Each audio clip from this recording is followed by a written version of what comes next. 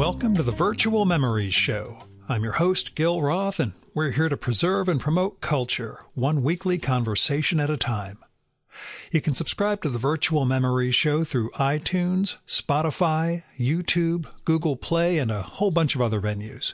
Just visit our sites, chimeraobscura.com/VM or vmspod.com to find more information, along with our RSS feed. And follow the show on Twitter and Instagram at VMSPod. Well, it's been another mini roller coaster of a week. When last I gabbed, I was dealing with some pretty bad neck and shoulder issues, and at the time, my doctor seemed kind of worried that any exercise would, threaten my life or something. I got an MRI that evening. My doc called a couple days later, said, "Looks great. This is fantastic. I was so worried about the x-rays. The MRI is perfect. Don't worry. Just finish up the anti-inflammatories, maybe stop with the muscle relaxant and get back to exercise in another week or so." He doesn't sound like that at all. But that's been good. I've had a lot less pain. The only problem is that, stopping the muscle relaxant, Flexeril 2 days ago. See, even though I wasn't taking that much, it's just 10 milligrams every night, I was taking it for 13 straight days. And apparently that seems to have warped my brain or body chemistry a little. And I've been whomped with insomnia the past 2 nights. Been waking up at 1 o'clock and just incapable of getting back to sleep. I still get the occasional mini flare up in my neck from this pinched nerve, but really it's nowhere near as debilitating as it has been.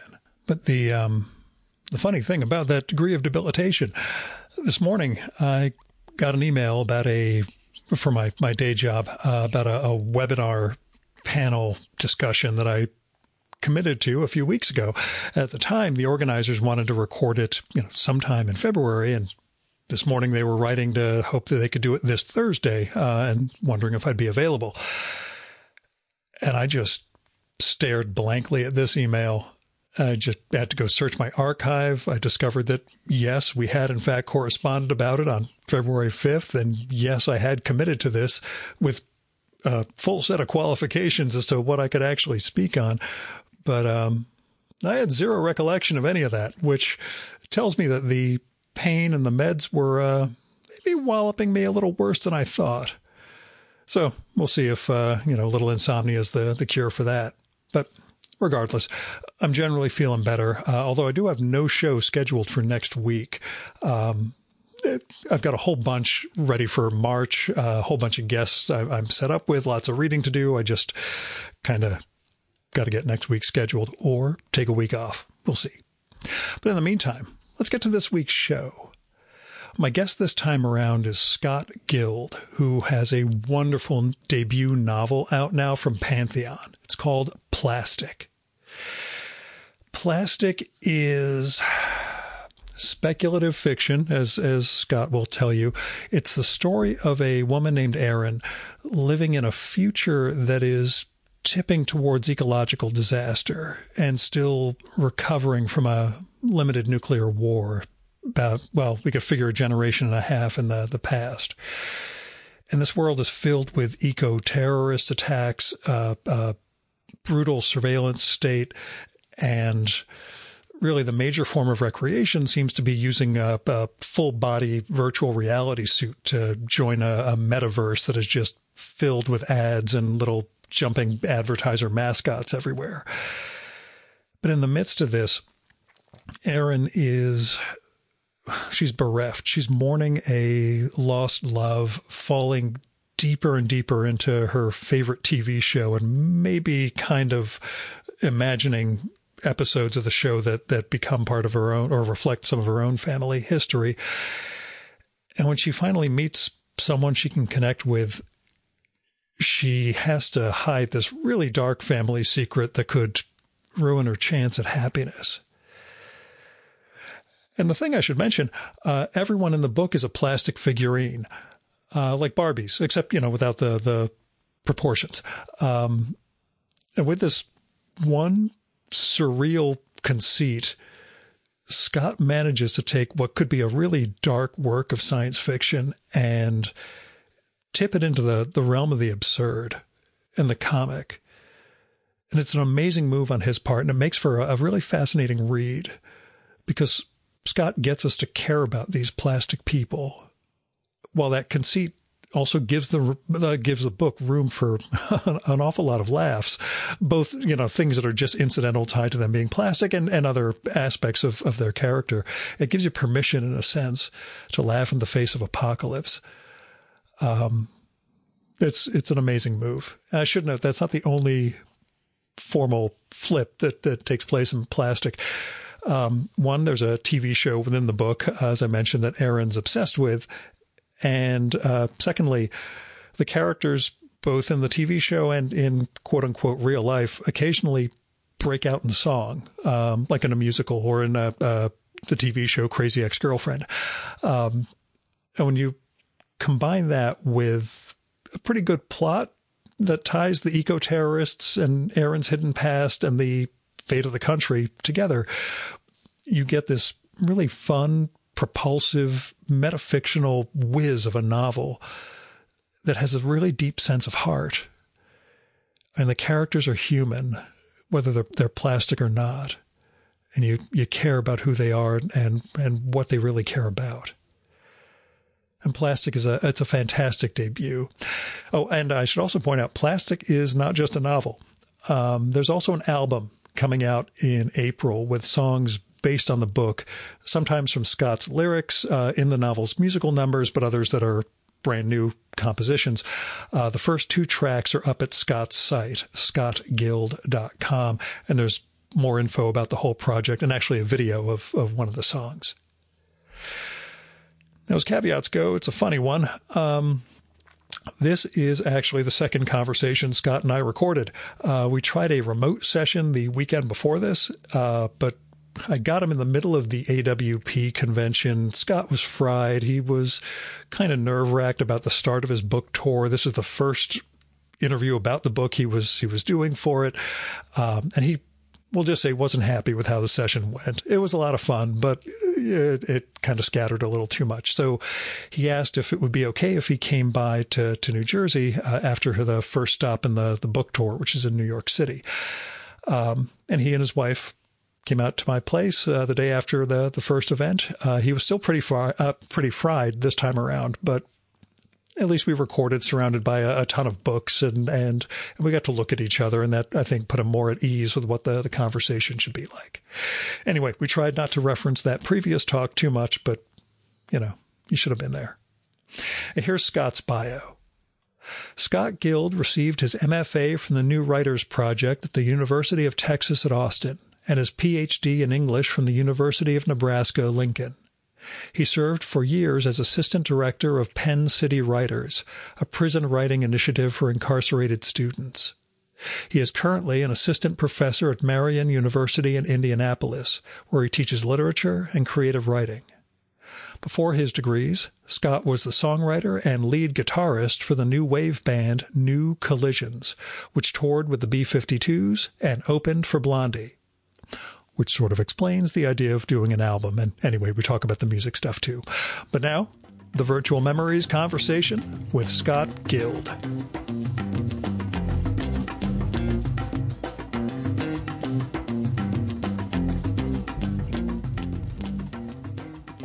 So the book is out. You're officially a published author now that it's in bookstores. It happened yesterday. How's it feel? The book came out. It was a very out of body experience for me because I started working on the book in 2013, the early drafts of it, and it went in many different directions, long breaks from it. And I actually have never published fiction before, never a short story, never any other kind of writing. So actually, this being in bookstores and available online and like the book is in the world, it feels like it has nothing to do with my life as I understand it. And it's like and now you can walk in. So like today I was in like New York, and it's like you walk into a bookstore in Brooklyn and there's your book like sitting on the shelf or it's in the window, and it's like, oh my gosh. So yeah, no, I'm very excited, but also I feel like I'm living someone else's life or something like that. Yeah. Which for first time fiction might actually be a nice dissociative state to be in. Yeah, you know. And given the places my life has gone, right, maybe it's not the worst thing. I get a new one now at 40. Well, where did it begin for you? You said it started in 2013. What was the origin story of Plastic? Oh my gosh. So I had been I had come back to writing at around 27 years old because I had been a musician all through my 20s. And then I felt like, fiction is what I really love. Things are not going so well with music. And our band was doing well, but I wasn't doing well, kind of like emotionally and psychologically and creatively. Yeah. And I started writing fiction a little bit, kind of off to the side while the music was still going on. And I rediscovered the love of it that I'd had all through my teenage years and everything like that. But I didn't really know what kind of fiction I wanted to write or what I was doing. I just knew that I wanted to get into like a decent graduate program to go study it. So I was writing fiction at that point that was very, very kind of like not that it was bad, but it just felt very like derivative of other things that I was reading. So it was just trying to be sort of campy and funny. And I guess I was sort of riffing off of maybe Michael Chabon type of stuff. And there was, I could sort of point directly to the influences that I was going for. And I managed to, put together some decent applications and stuff like that. But at the point when I did get into a graduate program, I was like, okay, now I really want to go and just nothing but the experimental stuff. I'm going to find my voice. I'm going, I'm going to show everyone how great I am. And so then I was immediately totally confused because I had no idea. But that was how Plastic started, with a sense of just I want to challenge myself and I want to find my own voice and all this sort of stuff. So that was the sort of modus operandi of the whole project. But it took 10 years for me to actually figure out how to write a book that was a little weird and different and felt like my own thing. Yeah. What was was there a key moment or a breakthrough where you realized sort of the world that you were building for it? Yeah, I think there was the initial just, I'm starting out writing fiction. I'm going to write about a speculative future world, which is pretty not that big a deal. A lot of writers do that, but I think when I first started doing it, it was really exciting for me. And then I spent 3 years doing that and realized I'm once again doing this in a pretty standard derivative way. Mm-hmm. And so I took about a 2-year break from the book. And then when the idea came to make everybody in the book plastic figurines, that was when it sort of just came alive in a different way, and it felt a little bit more bizarre and like my own thing. Yeah. And just that sense of again, the science fiction or speculative fiction aspect of coming up with a world that they live in, extrapolating from where we are. Right. What did you feel you had to jettison from our day-to-day lives and what did you want to magnify? It's a very satirical and surreal world that you've got. But, it's strange because I'm a person who just lives in a room and doesn't have much of a connection to nature. I have no idea what you're talking about. Right.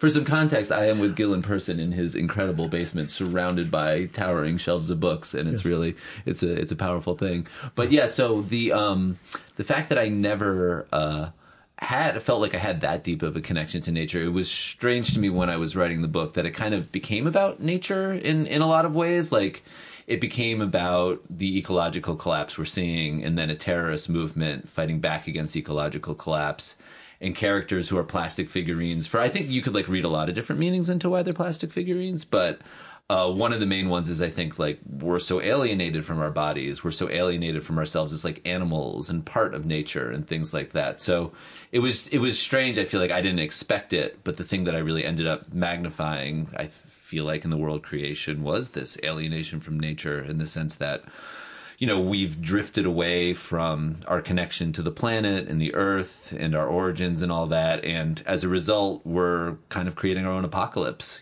by ignoring that. It's dark, I guess. Yeah.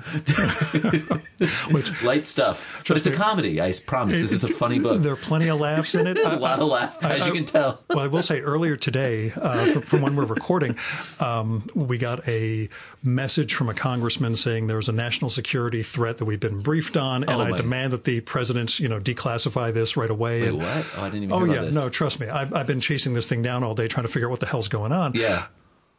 Turns out Congress is, some people in Congress are trying to get the wiretap authorization reauthorized, all passed with the Patriot Act.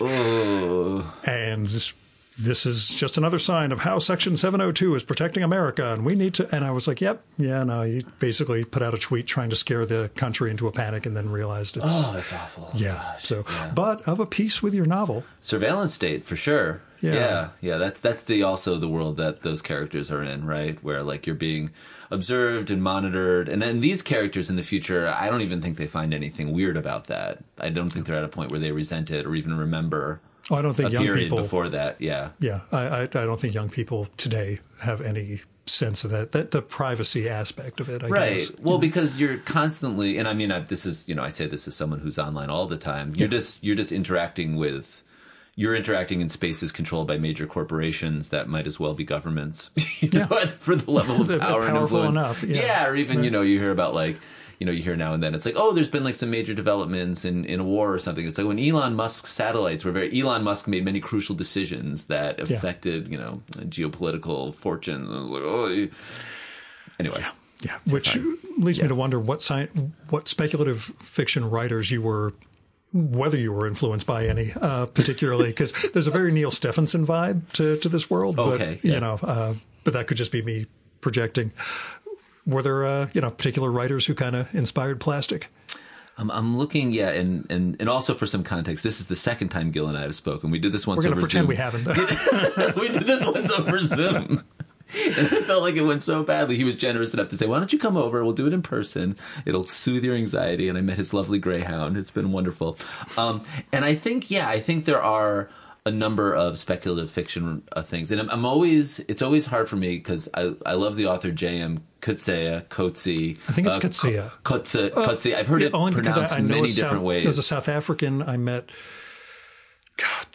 2002, 2003, who said it's Coetzee.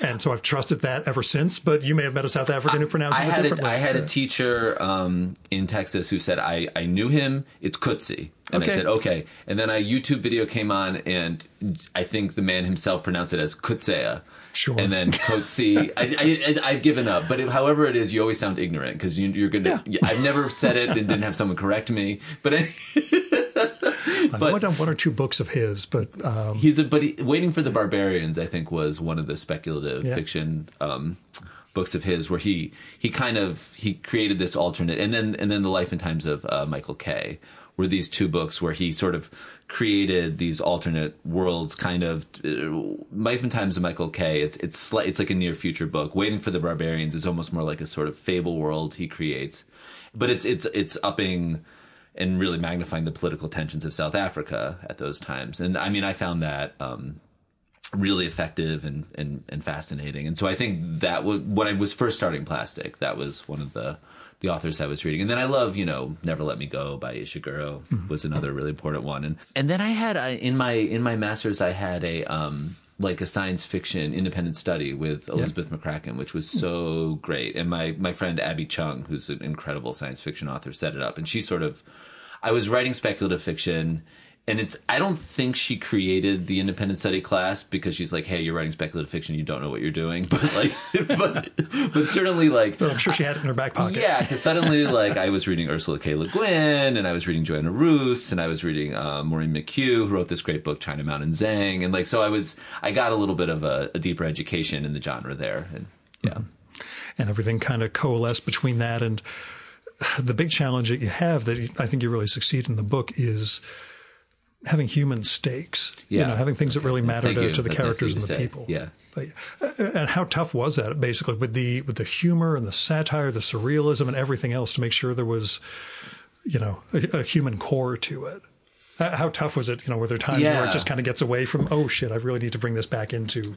Yeah. That was a major step in the writing. And I feel like I wish I could have just understood the type of book I wanted to write and have done it in one go. But I feel like there was distinct 2 to 3 year periods where, the final 2 to 3 years were that. The first stage was writing a speculative fiction novel that didn't work, but had a lot of ecological themes. I feel like I got the first 3 years gave me the themes, but not a good book. And then the next few years were like, oh, if I put plastic figurines into this speculative fiction book that's not working, now it's dark but zany.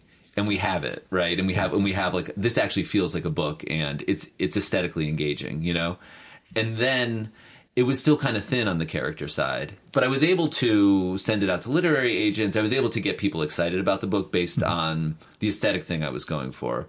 But then they said to me, like, you know, like Fiona, Aaron's sister, is a major character in the book. But when I got a literary agent, she was not a character in the book at that point, right? Or Aaron's, and so built out a section of the book around her, and then developing that relationship between Aaron and Fiona really deepened Aaron as a character. And then at the point the book went to Pantheon after being bought, Aaron's father wasn't really a character in the book at that point. And that was another thing that, like, I started working on developing that. So it was like giving Aaron more close relationships was the thing that allowed her to kind of deepen and grow. And I think that taught me a lot, that, like, if you want a character to have a lot of depth on the page, you maybe have to take them out of their isolation a little bit sometimes, and it's in relationships to other people that they're going to be, like, finding that depth and pathos. And that kind of mirrored my own post-divorce life, I would say, too.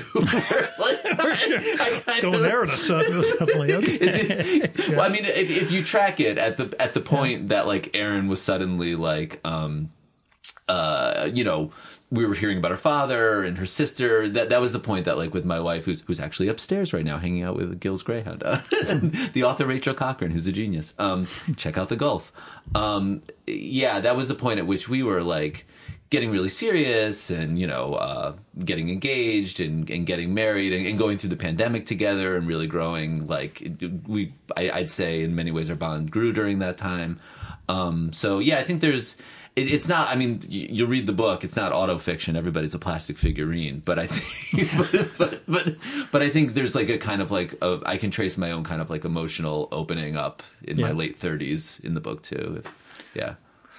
Were there parts you had to cut and just were killing yourself over, that you realized, I love this, but it's not for the book? Oh, well, as somebody who can't bear to cut anything, as you can tell from the 3-hour episodes I occasionally post. Oh my God. Well, we will not do that. We won't do that because you have to get out tonight.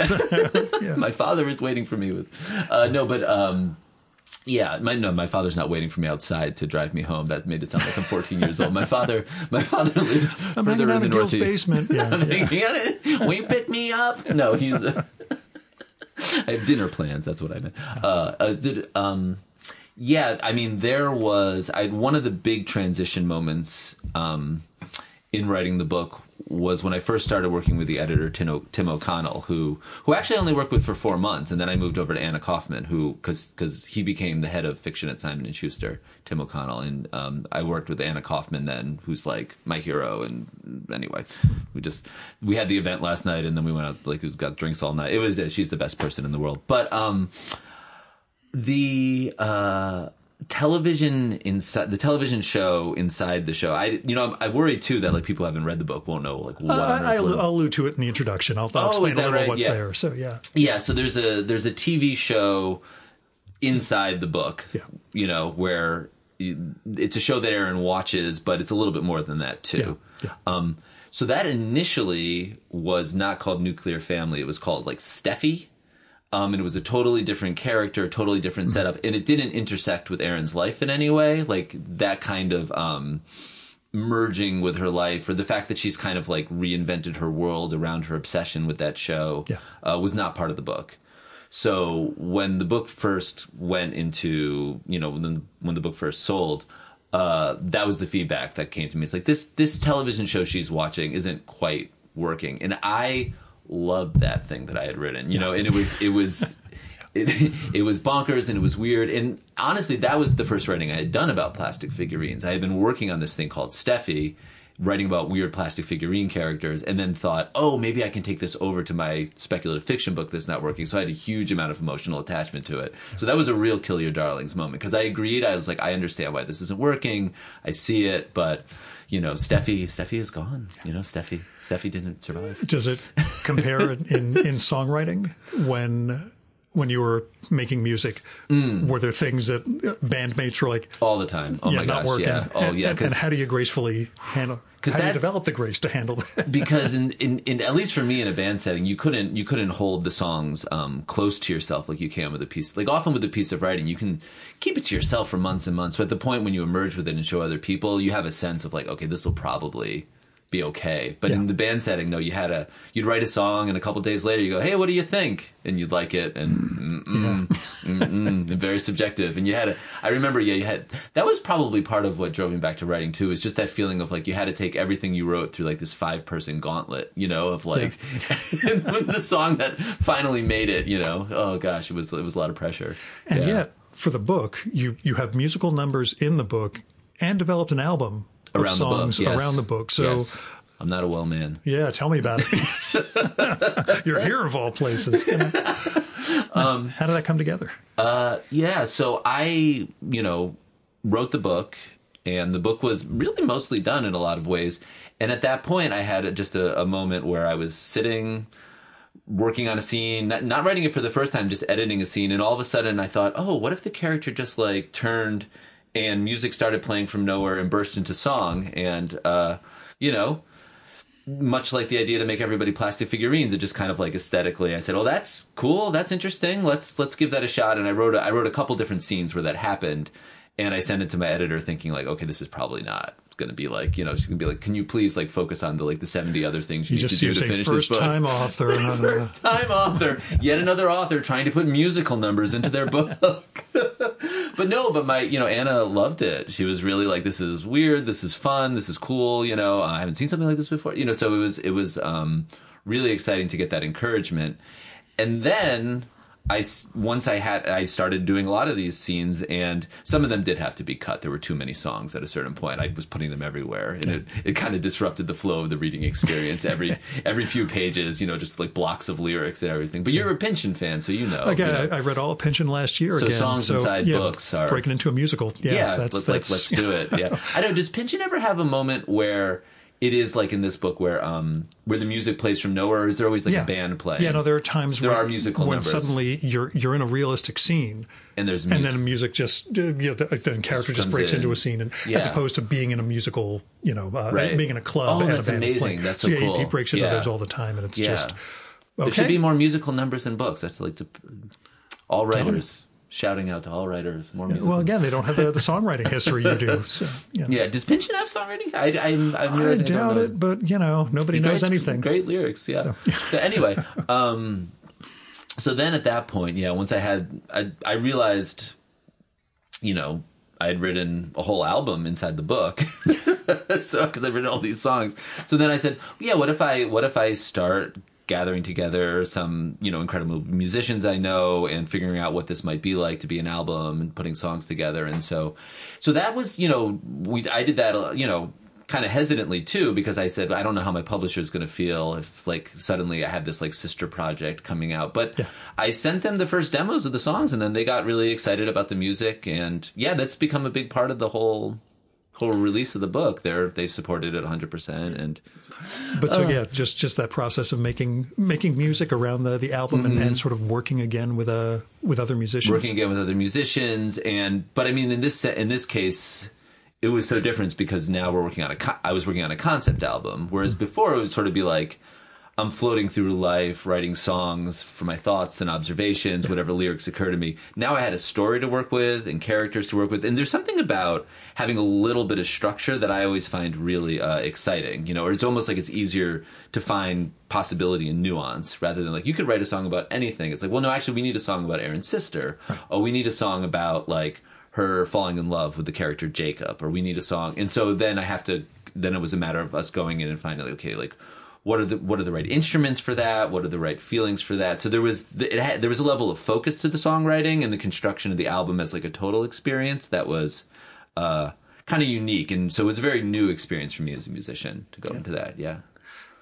Does it have you sort of thinking about going back to music? No. Okay. You can't believe the expression on his face. Just like, oh dear God, what are you talking about? Yeah. No, because the other thing about working around this was unique. Was this was making an album where you had everything. I sat at my writing desk, sometimes with a microphone, but mostly just with headphones on in front of the computer, and bringing in other musicians to play and things like that. But I mean, it was a much more writerly making of an album rather than like going to like a factory building practice space and like, packing the minivan full of amps and, Just having making sure. lower back problems. You did mention 40, so I just want to make sure there was no midlife 40, aspect. you know, I'm a spry 40, Yeah. but not that spry. Yeah, just not looking at going back to the tour. No, but I will say that if there ever was the possibility to like take the Plastic album into like To club stage it shows and somehow? say I would jump at that and assemble a band and I'd want to do it. Yeah. They had So the-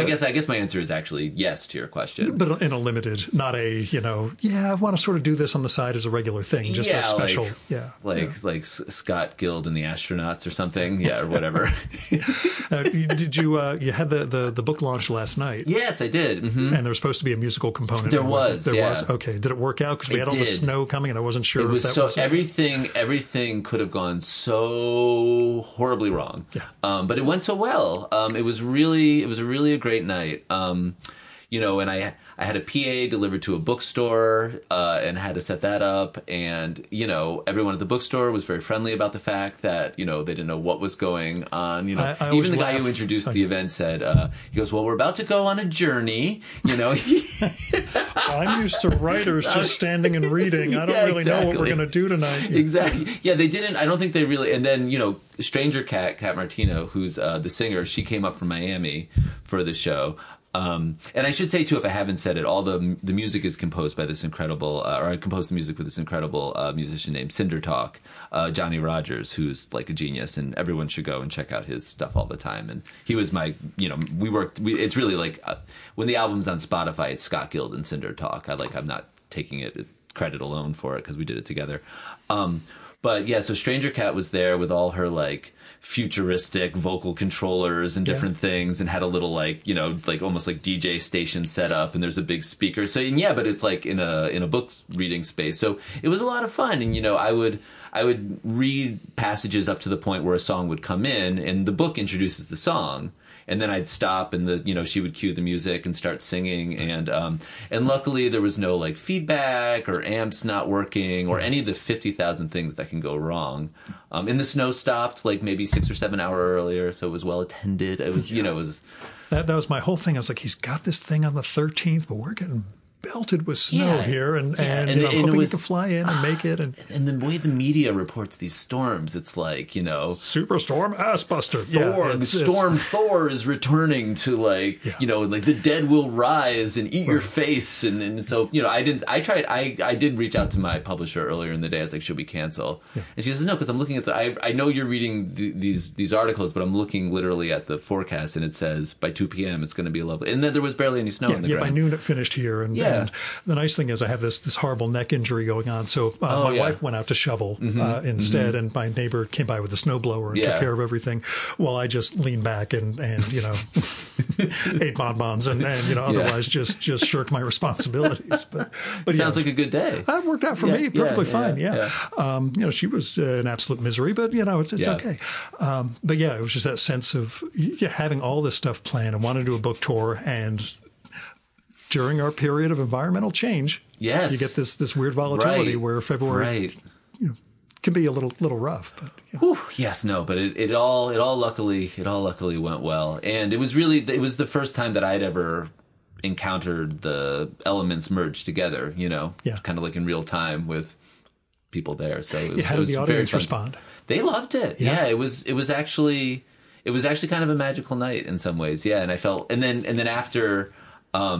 The reading was over. Then I talked to the author Kyle Dillon Hertz, and that was really fun. And then Kat did some songs of her own at the end. So it just had this like kind of party concert feel. And then it's one of these bookstores too that has like a bar in it. So then we could just like go downstairs, and it was like kind of a cocktail party. Anyway, you don't need to know every single detail of that, but I'm sure the pictures will show up on Instagram. Yeah, and I have some videos of the performance that I'll post and all that stuff. Yeah, and there'll be pictures of you bleary and unconscious in a corner or something. Just sitting there like, Again, talk about midlife crises. It's great.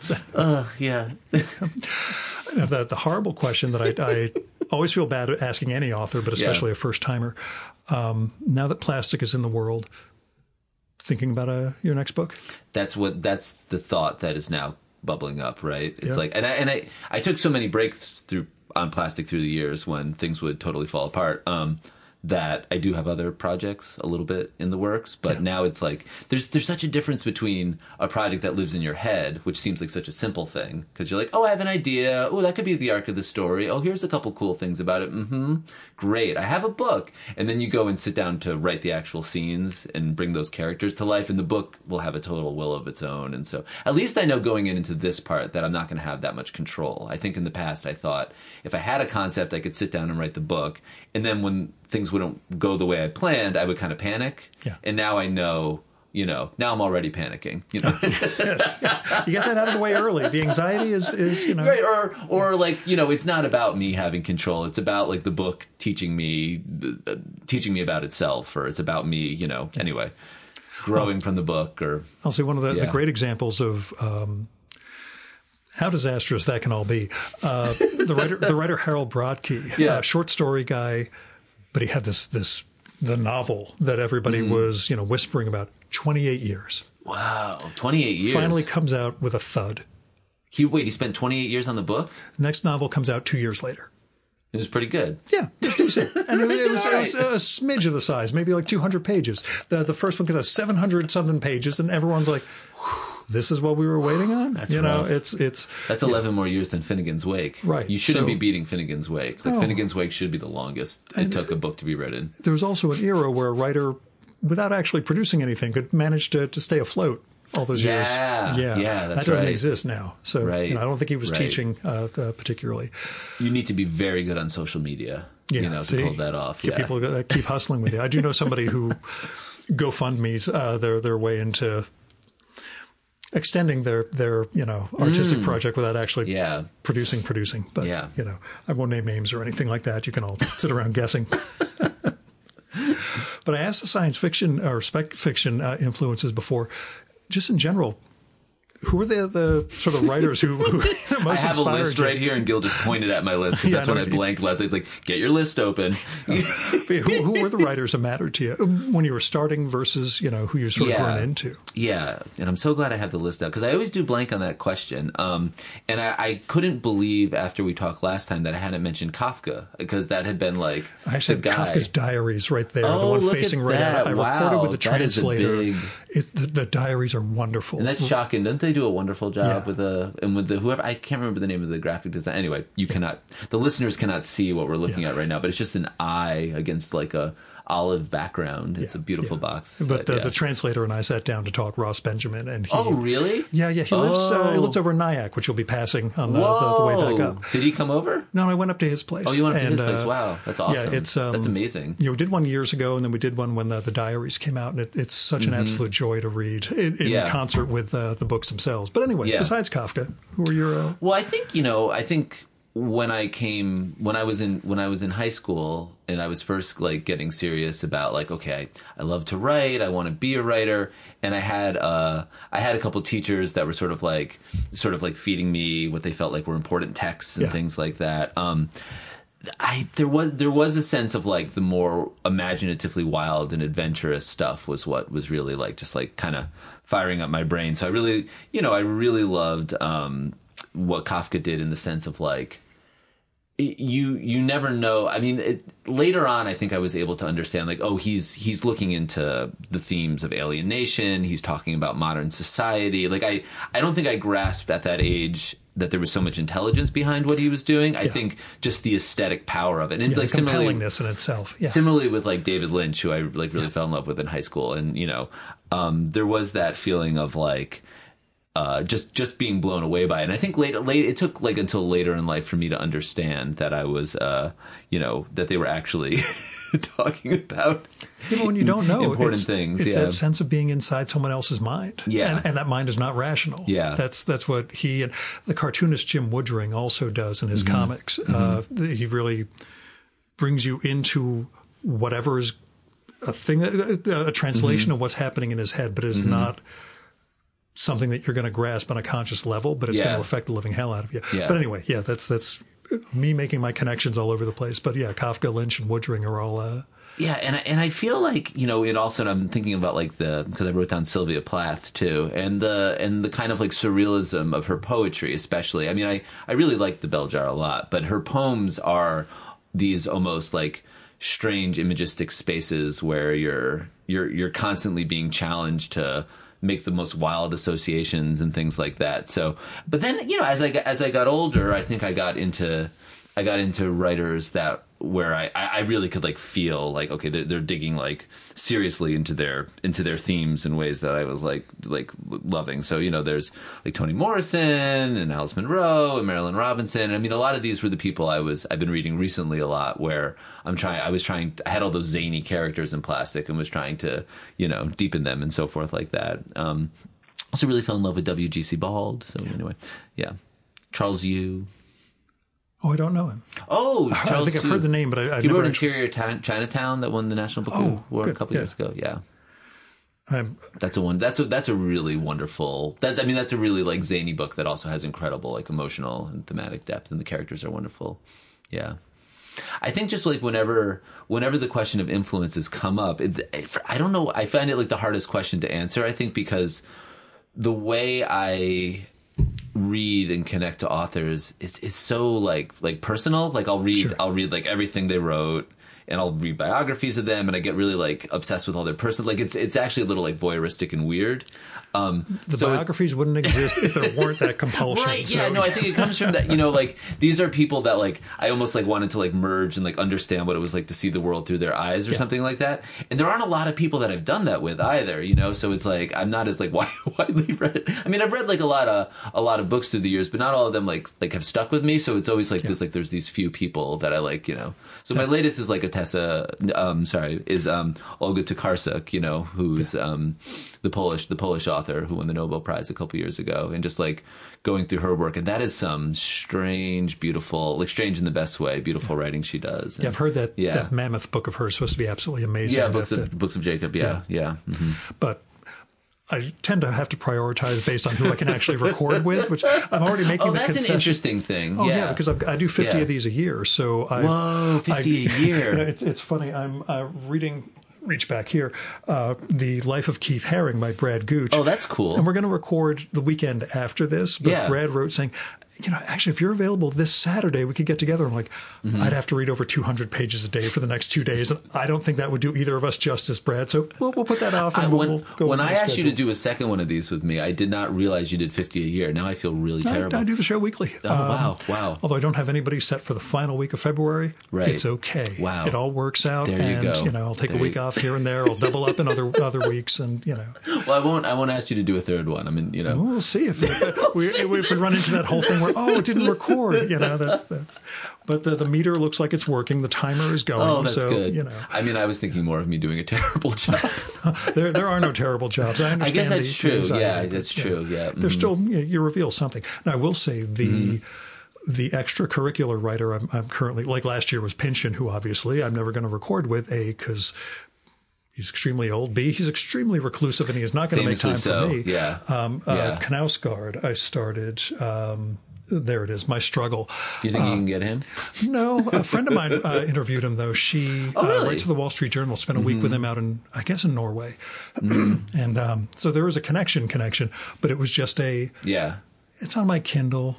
I'll read that at night before bed because, you know, everybody else I'm reading hard copies of generally. Yeah. And we don't read, hard copy books in bed because of the light and all that. I was like, let me start this Knausgaard, see what's going on. And much like, as I was mentioning to your wife before, the Nancy comic strip, it's easier to read Knausgaard than not read him. Once you start, it's like, oh my, how did I read 20 pages of this? I don't understand. I was going to go to bed. No, isn't it magical how certain writers can do that? Yeah. Yeah. The pages just fly. And nothing needs to happen either. Right. I was going to say, this is minutia. With the right kind of voice and the right, you know, have you read much Tessa Moshfegh? And I feel terrible. I've only read the one, My Year of Rest and Relaxation. I felt that way about that book, My Year of Rest and Relaxation, where I was like, I'm just flying through this. This is like a page turner thriller. And I'm like, and also, I don't think she's left her apartment or done anything in the last 100 pages. Yeah. You know what I mean? I bought it in an airport while I was waiting for my brother who was on a delayed flight. And same thing, I've read like 100 pages while waiting for him. I'm like, that was less than 100 minutes. No, I envy writers that can do that, where like they can create dramatic tension just around like the rendering of consciousness, or just like I see the world this way and I'm going to report to you how I'm seeing the world, or I'm going to report to you how this character is seeing the world. Right. And they're able to create tension and movement out of that in a way that like, I mean, I really... I appreciate it. It's just something to aspire to. I think, and honestly, for me, when I was doing the songs for the book, that was a space where I felt like I could slow down a little bit. Because, like, in other words, like, a song is just a character doing, like, a soliloquy or a monologue. Yeah. And the arc of the song is just around, like, I'm explaining my emotion in the verse. Now here's a bigger portrayal of it in the chorus, a little more crystallized. Now I'm going back into the verse and I'm like developing that thought a little bit more. But it's just an emotional arc that's creating the tension of the listening experience. So you don't need to feel like, oh, I need to get to the next event in the song or something. Like it's just an emotion you're following. And so that was really fun working on the songs because I could just be like, I'm just going to sing about, I want to write a song about how Aaron's in love, and I can take 4 minutes with that in a way that, like, in the book, the reader would probably get it after a few paragraphs and I wouldn't just keep going on and on and on. So, yeah. Understood. Yeah. And the musical genres in which you're writing, I mean, they feel like I don't want to say a show tune, but, musical, like Crazy Ex-Girlfriend, which you mentioned on the... Right. Although that jumps into different genres. In the book, it feels like that. And then when we started making the album, it's way more like Kate Bush or something. Yeah. Like, it's a little... Because, there are no...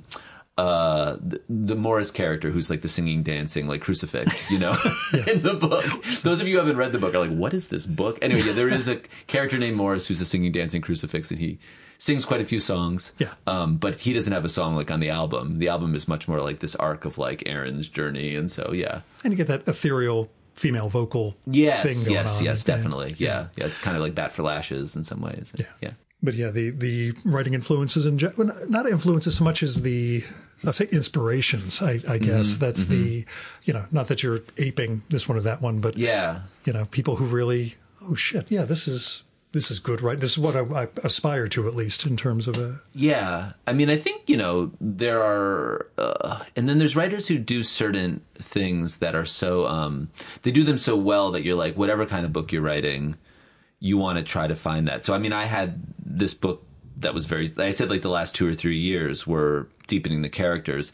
And in those years, it was weird because I was working on this book about plastic figurines, but it was mostly like Alice Munro, Marilyn Robinson, Toni Morrison, like those three I was reading over and over again. And like, just because they're masters of kind of the contemporary presentation of character, and they have that incredible heft that, is just sort of about like, there are human beings in those books that you would like just love to know, or you feel like you do know. And I wanted that for plastic, and it was certainly not there.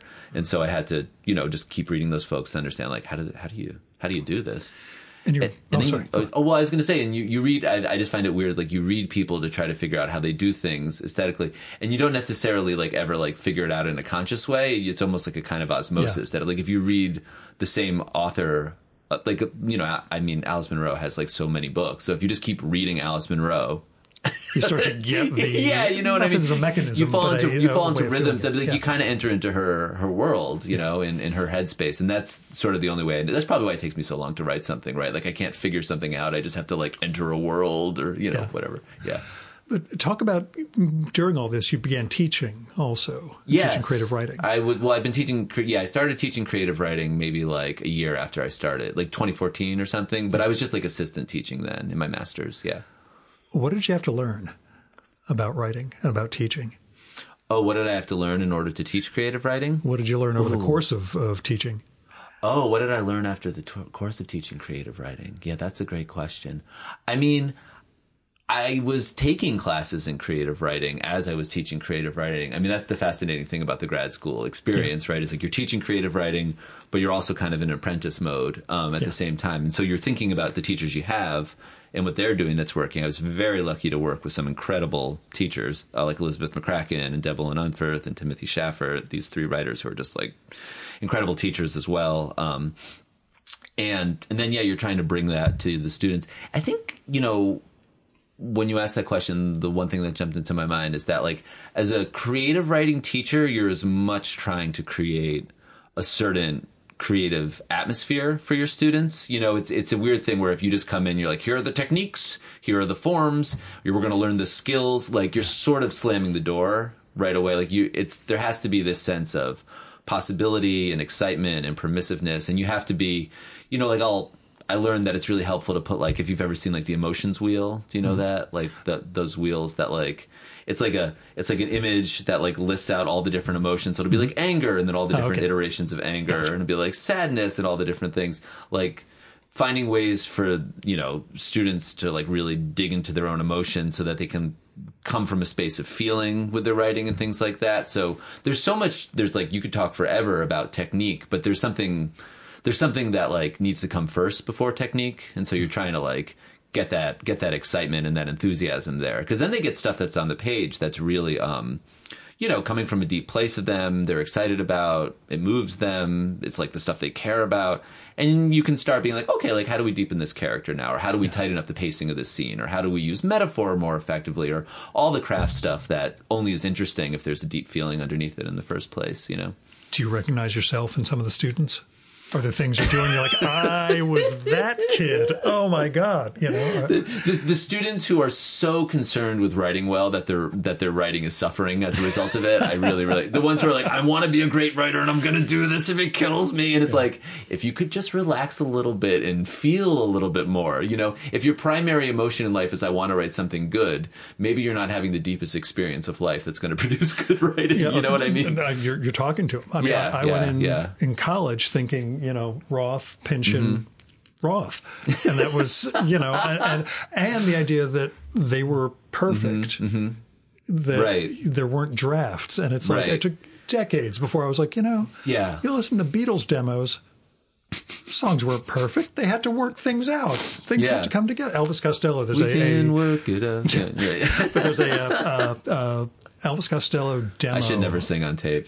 That I really, but yeah, there's this Elvis Costello demo of a later song, Beyond Belief, that the demo I listened to, I'm like, oh, that's kind of a good song. Yeah. And I see all the changes he had to make the version that's on Imperial Bedroom. Yeah. Okay, I get how it was refined and improved. And I just never thought in those terms, all those younger years as a writer. It was always, you know, I was lucky enough to have a high school teacher. And in fact, if you open my book, the book is dedicated to him. Yeah. Mark Pfister on page, I'm opening the book right now. It's like for Rachel Koch, my wife, and Mark Pfister. That's my high school teacher. Oh, wow. Yeah.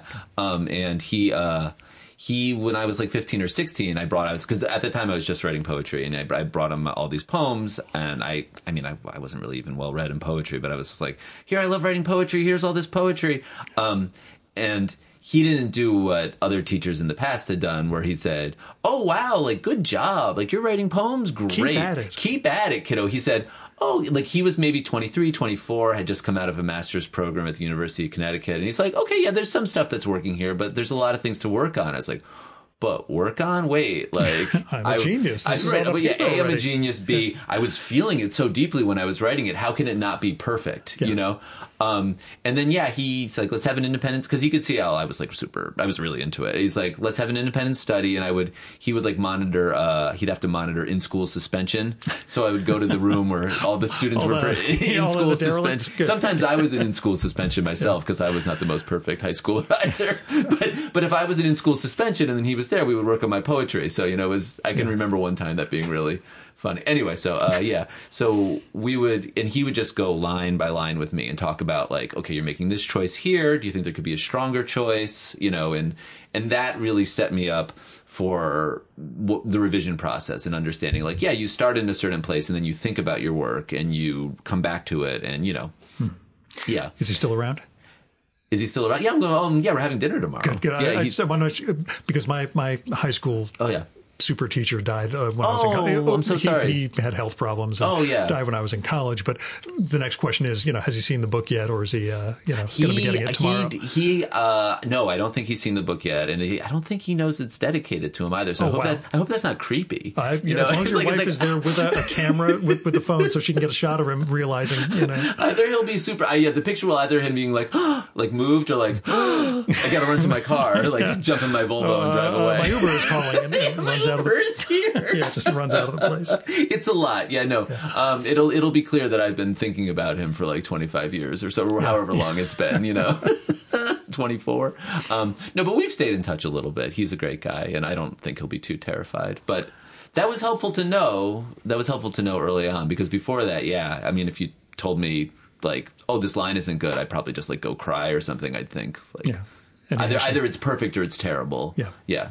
It puts me in mind of, because I traffic in the obscure, Cronenberg's adaptation of Naked Lunch. Okay. Yeah. There's the scene where the Kerouac and Ginsberg characters are talking to the Burroughs character. Yeah. And the Ginsberg one is saying, Hank says, every word has to be absolutely perfect when it comes out and there's no revision. And I believe you need to revise, a million times. What do you think, Bill? And he says, exterminate all rational thought, gentlemen. That is the conclusion I have reached. And even though I did get into the beats in high school, I'd say, Mark Pfister, he kept me safe from them, from that philosophy, like, don't revise your work. Because maybe they didn't need to revise their work, but I certainly was not, Well, Ginsberg did, that was his whole thing was, I've got to. Right, of course. Every word's got to be 100 times before, But it's still that sense of, meth fueled, nope, I'm going to write for 2 days straight and it's done, I'm glad we have at least a little more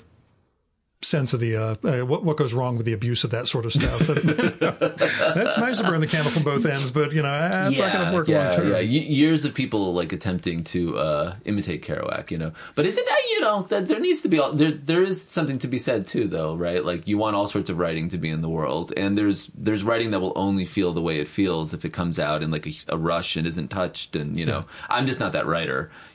That where like you look at what I wrote in a spree of inspiration and you say, oh, like this wouldn't be good without all the raw edges. You would just be like, this is like unreadable. Like I wish he'd spent another another few years. Like, had you ever worked with editors like you did with Pantheon? Had you ever had that experience of really getting that sort of feedback? Did it correlate with your grad school experience? I had really. I don't want to say because I'm like good friends with all my like Timothy Shafford is my dissertation editor. He actually married Rachel and I. He like officiated the wedding, so I didn't scare away these people, but like I really made use of every opportunity to get feedback and to try to like, I think just starting from high school with that sense of like, get as close as you can to the people who know what they're doing, the good readers who are also like kind of on board with what you're trying to do. And you don't feel like they're pushing you in some direction that has nothing to do with your work. So when I started working with editors, I was used to that world of like getting a whole bunch of feedback from a whole novel draft and then sitting down for like, several months and working with it. And And you're willing to go through it again? Oh, yeah, because for the paperback of Plastic, I'll do a mostly complete revision. No, I'm just kidding. I would laugh, but I used to publish. I can't reread it for a while because I probably would be like, wait, what about this scene? Yeah. And like, nobody, it's over. It's out in the world. I used to do small press, and I published the author Samuel Delaney. I did a couple of books by him. Oh, did you? Oh, that's amazing. Yeah, it's a long and circuitous story, but the thing was I published a collection of his letters, and we did a chapbook story of his as a giveaway for people who bought the letters. And he would call me every day at my office with edits and corrections, and they all had to be sequenced. So I'd print a new one with a letter and number code because all of his papers had to go up to Boston University or wherever the hell they were storing them. And so I had to keep, which I did for the first couple, and then it was, Chip, whatever. I'll just, we'll pretend I printed a new one out, but we're just going to put these corrections in. If anybody orders it, I'll print a new one. Right. But he just compulsively had to because it was a desktop publishing world where you could edit. He took that to full advantage. That part of it was driven by dyslexia on his part, where there were typos and corrections, but a lot of it was just this line works better. I'm like, this line makes it go over one more page, and that's not good, because I'm printing this on printer paper right now, and we need to. Yeah, that's where I lived in the once the book was pretty much done. Then when it was time to that final, they're like, okay, now you got a couple months, and you really could just think about sentences at that point, or like you're at the copy edit stage where they don't really want you moving paragraphs around. And I was like, this is great. I can't move a paragraph, but like I can still touch the sentences, and I go in there like ding ding ding ding, and I remember at the end of the stage just having like a list of sentences from throughout the book that were like not quite right, like, so maybe like a document with like 50 sentences all from across the book, and I was just going through sentence by sentence. I was like, this is your last chance. I think I barely slept for like 3 days, just like these last sentences, and I have to get to a final version of it. So now I can't even look, because I was in this like, I don't want to say mania fuel, but I was in this hyper fixated state where like the entire book is done. The way I'm going to change these sentences, no one will ever care about, and they're probably not going to even get any better. But you'll know. But for me, this is like a big freaking deal. So, so I don't want to know what those sentences are. Like, I can't even remember now, but at the time it was He remembers all of them. I remember all of them. Yeah. They're mostly tattooed on my back. Yeah. I was going to say, it reminds me of those Paris Review interviews, the Writers at Work ones, where the first page would always have a photo of, the writer's manuscript or a typescript that they've been working over. Yeah. And then you would see like the one for someone like Joyce, where the entire thing is rewritten over, and it's a huge block of ink. I was in, when I was in Austin, I think it was last year, they had a big, like Joyce display because they have a lot of his manuscripts, and you could see everything being worked over and what he put those poor people. Because it was actually an exhibit about the women in Joyce's life. That was the angle that they chose, and just all the labor that went into the Joyce productions and all the people around him that were like working on behalf of him, especially going blind and making a huge, I'll say oral project, AURAL, and there are some wonderful stories about Samuel Beckett working with him. But anyway, check it out. But and it's the thing I asked you last time when we talked, but I'm going to ask for the record. Are you bummed that it didn't overlap with the Barbie release last summer? Because you've got plastic figurines, you got the pink, vibe to the cover. That was, and we had the cover too before the Barbie stuff. Obviously, I had the whole. Book was coming together long before. I couldn't believe. I couldn't. Not just Barbie, but Oppenheimer too at the same time. Yeah.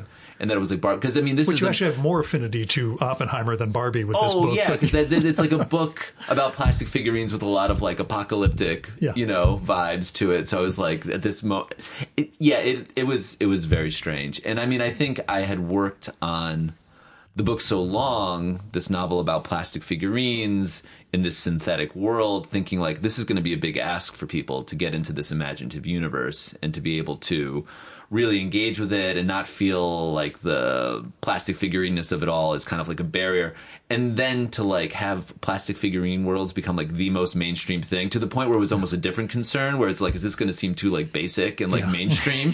This thing that I thought was so, and I would show the book to people too through the years and be like, whoa, weird plastic figurines. And now like I read reviews and people are like, oh, this is very timely. Like it's clicking into this moment. I was like, how on earth? So it's just thanks to Greta Gerwig. Because I think as a result, people can connect to the characters more. I think that was my big fear with the book, is that like the formal choices or something like the plastic figurines are so in your face that like you're just going to be reading it and seeing that and not really emotionally engaging with Erin and her struggles and Jacob and her feelings and Max, her father, and all that kind of stuff. So I was really grateful, because I think the book is more open now and for people to just walk right in. Yeah. But when it comes to Barbenheimer, which side do you fall on? I will say, like Greta Gerwig, I would always side with Greta Gerwig on any question. I would trust Greta Gerwig. I would follow her to the ends of the earth. Now, I usually ask everybody, what have you been reading? But in this case, you're on a book tour. Yes. What did you take with you to read? I have The Look Back Window by Kyle Dillon Hertz, who actually moderated my event last night. So that's been exciting. He's a brilliant writer. Also a writer with the editor Tim O'Connell, which is cool. Yeah. And I'm reading my wife's new book, which is totally unpublished, and not just because it's like in a draft. It's like it's her current project she's working on, which I can't. She would kill me if I said anything about it. Not kill me, but be like, you should have asked my permission. Oh, I can hear her on the stairs. She's coming down now. Okay.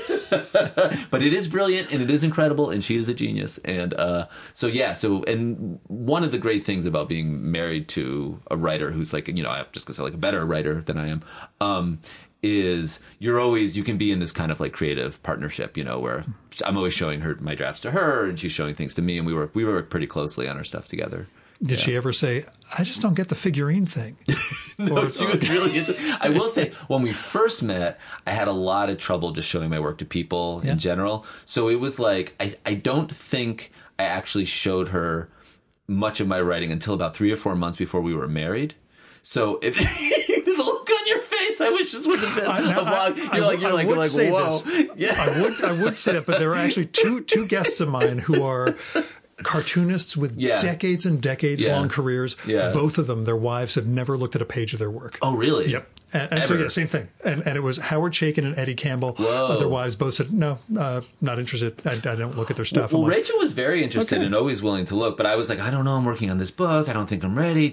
I'm so nervous. And then, finally 3 or 4 months before we were married, I showed up with like a complete novel. So if she had not she really liked it and everything went well. But imagine if it had been just this like horrendous book that she hated, I don't think you could, you couldn't cancel the wedding. This is the Russian 19th century novel thing where the groom-to-be has to give his diary to the bride so she could see all of his horrible background. Yes. Like that's in Anna Karenina, right? Yeah. He gives it to. I think it was a practice to Kitty. Yeah, he gives it to Kitty.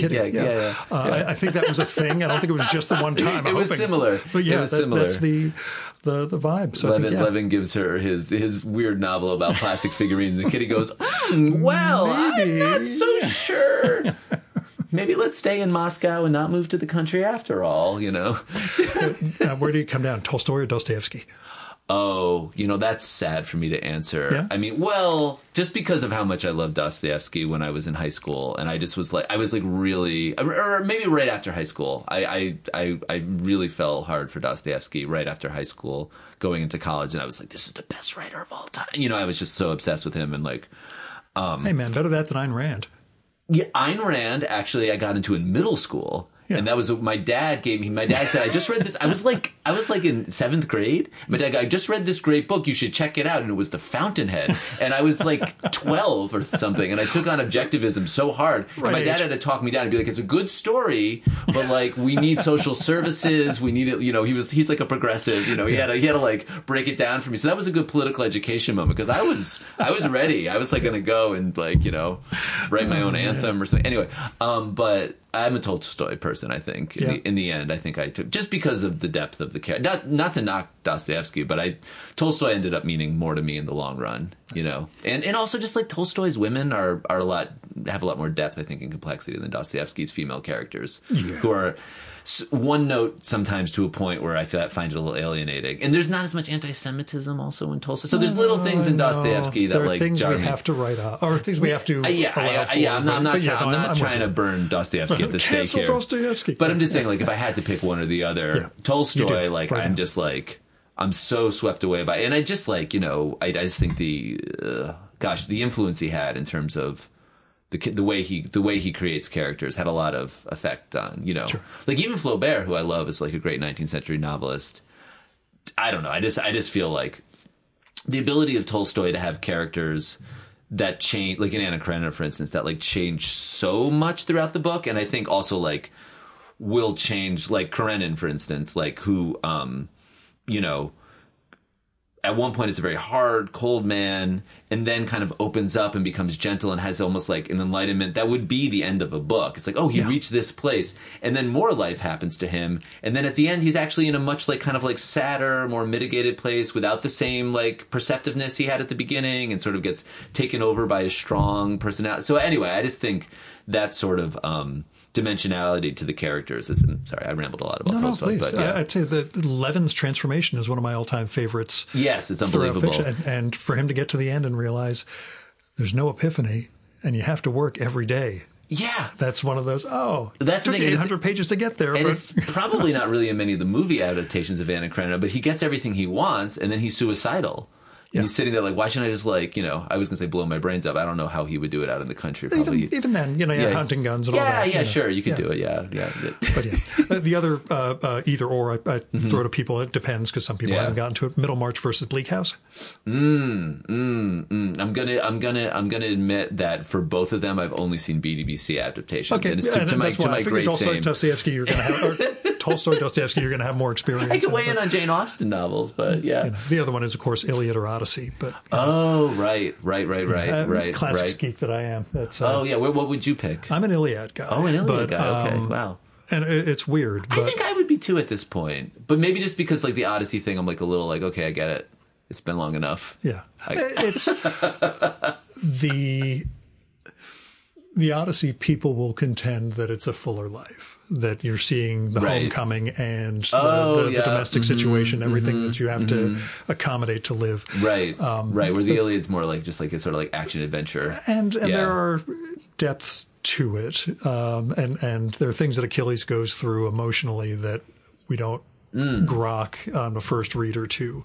It took me a bunch of times, and it took me turning 40 to see My a line applause for the subtle drop of grok there. That was well done. Yeah. And not an Elon Musk grok either. There's kind of like a War and Peace to Anna Karenina, Iliad to Odyssey thing too. You know, Nabokov called like War and Peace like a book for boys, but he thought Anna Karenina was like the finest novel ever written. You know, and I think, but War and Peace has incredible depth to it too. But it's like, but the essayistic aspects of it can be too. Oh, right, much, you know? Right, and just like, I mean, he really hated Napoleon. Like I can go off about Tolstoy's characters, but then those Napoleon sections, it's just like, I mean, it might as well be a cartoon. Could be your next novel. What's my next novel? Cartoon of Napoleon. Cartoon of Napoleon. I'm just saying, plastic figurines. It would surprise people. It's like, where do you go next after plastic figurines? Well, naturally, Napoleon. See, as a cartoon. But you know. And last question. Oh yes. Play with dolls as a kid? I did. I had my Batman. I had my Superman. I remember one time I lost my Superman figurine, and my I think all I can remember is that there was like a family-wide search to go like buy the same one from the store. I must have been a terrible child. I don't know why I wasn't told like, it's lost, get over it. That would have been a good life lesson for me, probably. I cried in a Kmart once because I didn't have enough money for a Micronaut. So yeah. You can really put your whole. I mean, I think if you're going to be a person who loves fiction and loves films, it makes sense that you'd love your dolls a lot because it's all about like you're acting and projecting stories. Yeah, you're projecting stories, you're projecting emotions. So a lot of times just like playing with dolls and and a dollhouse. My grandmother, who was a play therapist for children, had a big dollhouse in her basement, and I would always sit down there and be with it all the time. So probably not an accident that it was all plastic figurines in the end. And comes out to a great novel. Well, thank you so much. Great debut, Scott. Thanks so much for coming on. This was so much fun.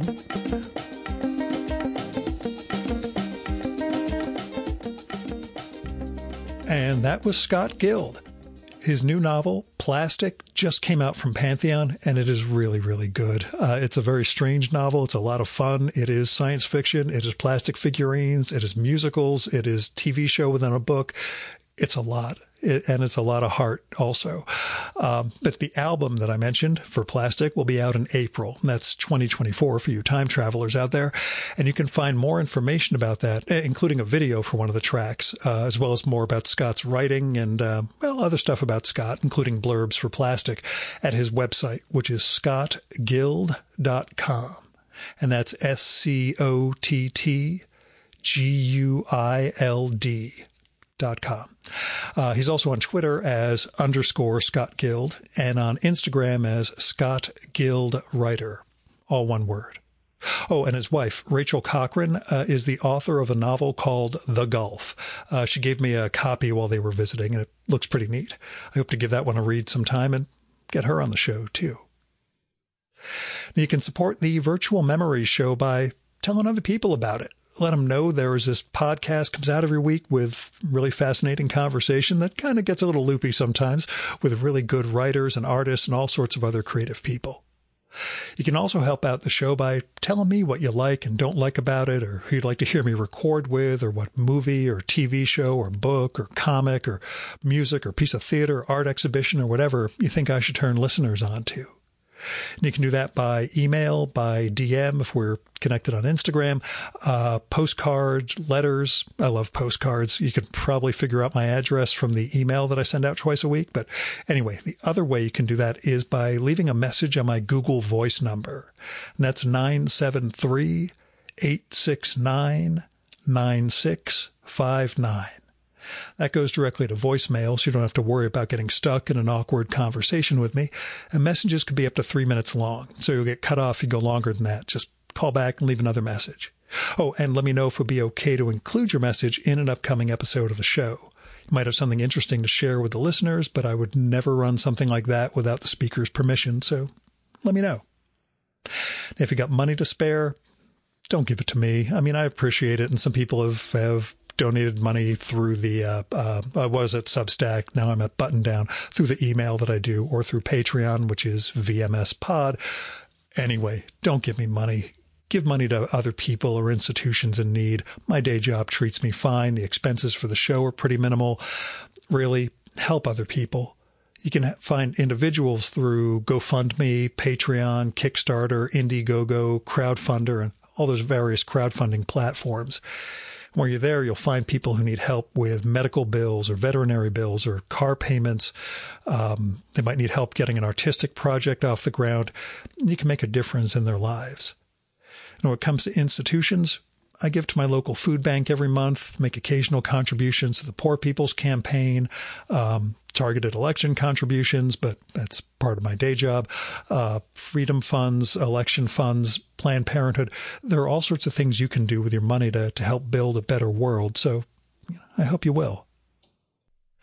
Our music for this episode is Fella by Hal Mayforth, used with permission from the artist. You should visit my archives to check out my episode with Hal from the summer of 2018 and learn more about his art and painting. And you can listen to his music at soundcloud.com/Mayforth. And that's MAY4TH. And that's it for this week's episode of the Virtual Memories Show. Thanks so much for listening. We'll be back next week with another great conversation. You can subscribe to the Virtual Memories Show and download past episodes at the iTunes Store.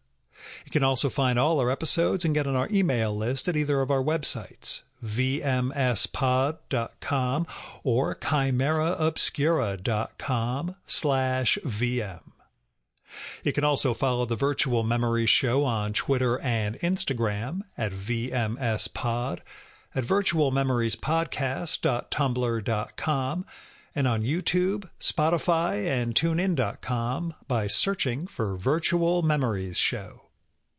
And if you like this podcast, please tell your pals, talk it up on social media, and go to iTunes, look up the Virtual Memories Show, and leave a rating and maybe a review for us. It all goes to helping us build a bigger audience.